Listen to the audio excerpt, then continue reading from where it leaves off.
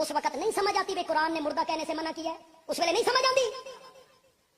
قرآن نے کہا بل احیاء عند ربہم یرزقون، کسی نے اس طرح تمہیں نہیں سمجھایا ہوگا جس طرح میں سمجھا رہا ہوں، نہیں سمجھایا ہوگا۔ بل احیاء، بلکہ وہ زندہ ہیں، عند ربہم یرزقون، اپنے رب کے ہاں ان کو روزی دی جاتی ہے، ان کو رزق دیا جاتا ہے۔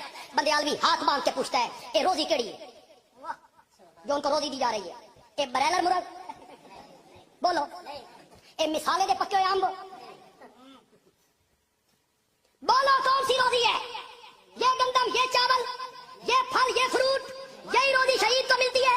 بولو، اگر روزی دنیا والی نہیں اخروی ہے تو پھر جیو جئی روزی ہوا جئی حیات۔ ٹھیک ہے روزی ملتی ہے جنت والی، لیکن بندیالوی صاحب اتنا بتا دیں کہ روزی ملتی کس کو ہے؟ صرف روح کو یا اس میں جسم بھی شریک ہوتا ہے؟ ہم کہتے ہیں کہ اصالتاً ملتی ہے روح کو لیکن اس میں جسم شریک ہوتا ہے، ایک بات۔